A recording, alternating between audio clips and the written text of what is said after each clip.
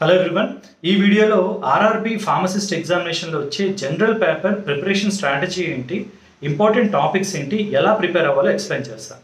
ముందుగా RRB exam schedule టెంటేటివ్గా April 28th 30th అని ఇవ్వడం జరిగింది. ఈ ఎగ్జామ్ 100 మార్క్స్ క్వశ్చన్స్ ఉంటాయి, multiple choice questions, computer based test. ఈ 100 క్వశ్చన్స్కి 90 minutes టైం ఇవ్వడం జరుగుతుంది, 1.5 hours. ఈ 100 క్వశ్చన్స్లో 70 questions pharmacy subject, 30 questions general paper నుండి ఇస్తారు. ఈ జనరల్ పేపర్ గురించి చాలామంది చాలా డౌట్స్ ఎక్స్ప్రెస్ చేస్తున్నారు. ఈ వీడియోలో అవన్నీ క్లారిఫై చేస్తాను. ఈ 30 క్వశ్చన్ జనరల్ పేపర్ని 3 partsగా చేశారు. 10 మార్క్స్ అథమెటిక్ రీజనింగ్ నుంచి, 10 మార్క్స్ జనరల్ అవేర్నెస్ నుంచి, 10 మార్క్స్ జనరల్ సైన్స్ నుంచి ఇవ్వడం జరుగుతుంది. రిమెంబర్, ఆర్ఆర్బి ఎగ్జామ్లో నెగిటివ్ మార్క్స్ ఉన్నాయి.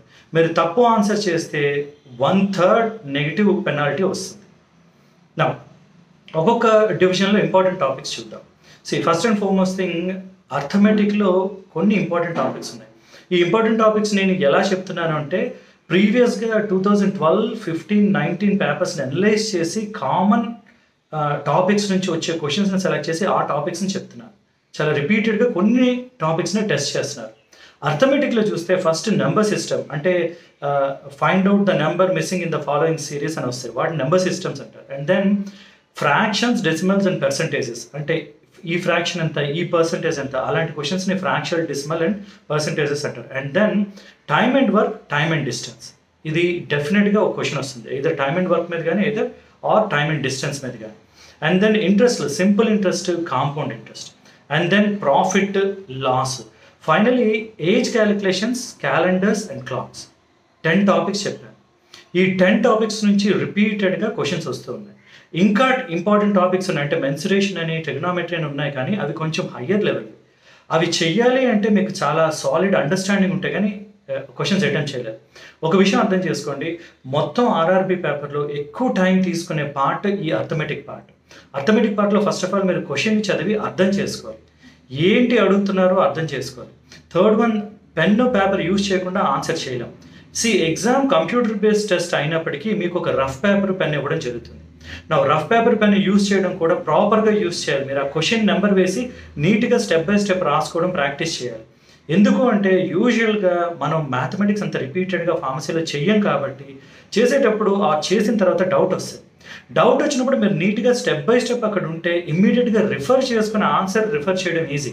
లేదంటే మళ్ళీ చేయాల్సి వస్తుంది, మళ్ళీ చేస్తే టైం వేస్ట్ అవుతుంది. టైం వేస్ట్ కదా, మనలో తెలియని స్ట్రెస్ బిల్డప్ అవుతుంది, రైటా కాదా. ఇవన్నీ అవాయిడ్ చేయాలంటే మీరు ఇప్పటి నుంచే ప్రిపేర్ అవ్వాలి, అంటే ప్రాక్టీస్ చేయాలి. ఒక క్వశ్చన్ వస్తే దాన్ని చూసి ఇంపార్టెంట్ డేటా రాసుకొని స్టెప్ బై స్టెప్ ఆన్సర్ చేయడం చేయాలి.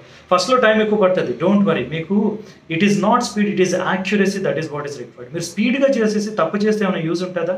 ఉండదు. యాక్యురసీ తర్వాత స్పీడ్ డెవలప్ చేయాలి, దానికి ప్రాక్టీస్ కావాలి. ఇప్పటి నుంచి మెల్లమెల్లగా ప్రాక్టీస్ చేయండి. నేను చెప్పిన ఈ 10 topics that is enough. As a told, ఇవి కాకుండా కూడా క్వశ్చన్స్ వస్తాయి, కానీ మీరు ఆ టాపిక్స్కి టైం స్పెండ్ చేసి కాన్ఫిడెంట్గా చేయగలిగినప్పుడే యూజ్ ఉంటుంది. ఎందుకంటే మీరు పొరపాటున తప్పు చేస్తే నెగిటివ్ మార్క్స్ వస్తాయి. అందుకు రిపీటెడ్గా చెప్తాను. మనం చూస్ చేసుకోవాలి ఏవి బెటర్గా ప్రాక్టీస్ చేయాలి. ఈ 10 టాపిక్స్ చూసుకోండి. నెక్స్ట్ వన్స్, ఇది ఓన్లీ అర్థమెటిక్, దీని నుంచి 5 క్వశ్చన్సే వస్తాయి. రీజనింగ్ నుంచి ఇంకొక 5 క్వశ్చన్స్ వస్తాయి. రీజనింగ్లో వచ్చే టాపిక్స్ ఏంటంటే analogies, alphabetical series, coding, decoding, mathematical operations అంటే A+B ఇస్తారు, ప్లస్ ఇండికేట్స్ మల్టిప్లికేషన్ అని పైన ఎక్కడో రాసి ఉంటుంది. అంటే A+Bలో A = 4, B = 3, A+B ఎంత అంటే 4 × 3 12. అది మ్యాథమెటికల్ ఆపరేషన్స్ పైన ఇస్తారు. అందుకే కొంచెం బాగా ప్రెసెన్స్ ఆఫ్ మైండ్ ఉండాలి, అర్థం చేసుకోవాలి. దీనికి కూడా పెన్ పేపర్ యూజ్ చేయాల్సి వస్తుంది. ప్లస్ = మల్టిప్లికేషన్ అని రాసేసుకోవాలి, కన్ఫ్యూజన్ లేకుండా, రైట్?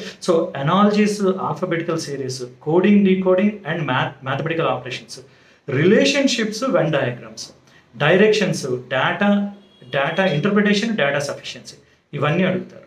అగైన్ ఈ పార్ట్ కూడా వచ్చే ఒక 5-6 క్వశ్చన్స్ అయినా చాలా అటెన్షన్ కావాలి, ప్రాపర్గా అండర్స్టాండ్ చేసుకొని చేయాలి.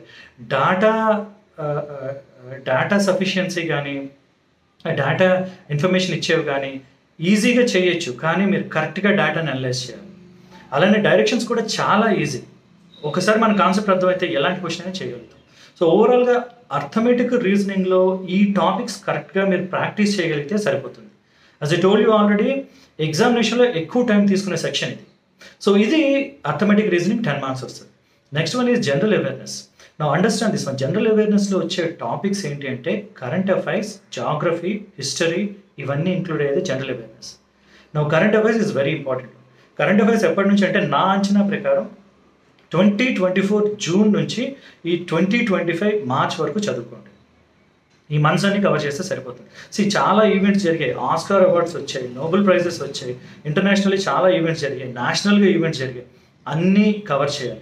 అగైన్ సివిల్స్ లెవెల్లో ప్రిపేర్ అవ్వాల్సిన అవసరం లేదు, బ్రీఫ్గా అప్డేట్ ఉంటే సరిపోతుంది. సో ఇది జనరల్ అవేర్నెస్లో వచ్చే టాపిక్స్.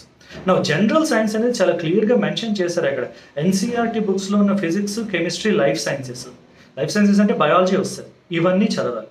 మళ్ళీ అగైన్ వాటిలో టాపిక్స్ ఏంటి అంటే టాపిక్స్ అన్ని చెప్పుకొని వెళ్ళాలి. ఎందుకంటే ప్రీవియస్ క్వశ్చన్ పేపర్స్ అనలైజ్ చేస్తే చాలా జనరల్గా క్వశ్చన్స్ అడుగుతున్నారు. ఇప్పుడు కెమిస్ట్రీలో అటామిక్ టేబుల్ ఉంది. అటామిక్ టేబుల్లో చాలా మటుకు ఆటమ్స్కి ఆ నేమ్తోనే అటామిక్ సింబల్ వస్తుంది. హైడ్రోజన్ హెచ్, హీలియం హెచ్ఈ, సోడియం అలా కాదు, ఎన్ఏ నాట్రియం, పొటాషియం అలా కాదు, కే కాలియం, ఇలాంటివి పడుతున్నారు. What is K stands for kalium, ఇలాంటివి కొన్ని గుర్తుంచుకోవాలి. అలానే which gas is responsible for green house effect, carbon dioxide. ఫిజిక్స్లో అయితే యూనిట్స్, ఎస్ఐ యూనిట్ ఏంటి, న్యూటన్ల అప్లికేషన్ ఏంటి, ఇలాంటివి పడుతున్నారు. బయాలజీ, లైఫ్ సైన్సెస్లో చాలా థింగ్స్ అంటే ద యూజ్ ఆఫ్ ఫోటోసింథసిస్ ఏంటి అంటే it uses carbon dioxide and gives out oxygen, or finally by using light photons it produces carbohydrates. ఇలాంటి సింపుల్గా అడుగుతున్నారు, రైట్? రిమోట్స్, మనం టీవీకి వాడే రిమోట్స్లో యూజ్ చేసే రేడియేషన్ ఏంటి, ఇన్ఫ్రారెడ్ రేడియేషన్, ఇవన్నీ స్కూలింగ్లో వస్తాయి. 8th, 9th, 10th బుక్స్ ఇవి చదువుకుంటే సరిపోతుంది. సో ఓవరాల్గా అర్థమెటిక్, రీజనింగ్లో నేను చెప్పిన టాపిక్స్ కరెక్ట్గా చూసుకోండి. మళ్ళీ చెప్తున్నాను, ఇవి కాకుండా వస్తాయి, కానీ మీకు మాస్టరింగ్కి, కమాండ్కి టైం పడుతుంది. ఎందుకంటే మనం అంతగా ఎక్కువగా మ్యాథ్స్ ప్రాక్టీస్ చెయ్యం కాబట్టి మనకున్న టైం తక్కువ. 35 డేస్ ఉంది. 35 డేస్లో చాలా సెలెక్టివ్గా ఏది కరెక్ట్గా నేర్చుకోవాలి, ఒక ప్లానింగ్ ఉండాలి. ప్లానింగ్ లేకపోతే చాలా ఇబ్బంది పడతారు. Understand this. ఎగ్జామ్ అయిపోయిన తర్వాత చాలామంది అనుకుంటారు అలా చేసి ఉండాల్సింది, ఇలా చేసి ఉండాల్సింది, అది చేయకుండా ఉండాల్సింది. అది జరగకుండా ఉండకూడదు అంటే ఇప్పటి నుంచే ప్లానింగ్ అవసరం. సో మీరు కూర్చొని ఆలోచించాలి, ఏ టాపిక్స్ చేయాలి, ఎంత టైం పెట్టాలి. అగైన్ చదవడం కూడా శాండ్విచ్ టెక్నిక్ అంటారు. సబ్జెక్ట్ కాసేపు చదివి తర్వాత వర్బల్వి, అర్థమెటిక్వి, రీజనింగ్వి చేయాలి. మైండ్ స్విచ్ అవుతూ ఉంటుంది.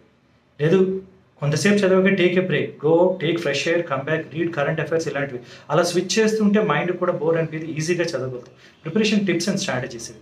అందరికీ ఒకటే వర్క్ అవుతుంది. మీకు వర్క్ అయ్యేది ఏదో unit to figure out. So ఈ 35 days give your best. Go through the video again. మీకు టాపిక్స్ మళ్ళీ ఐడియా కావాలంటే ఒకసారి చూడండి, ఇవి ప్రాక్టీస్ చేయండి. అగైన్ ఇవన్నీ నేను ప్రీవియస్ పేపర్స్ చూసి అనలైజ్ చేసి చెప్తున్నాను. I hope this is useful. All the best.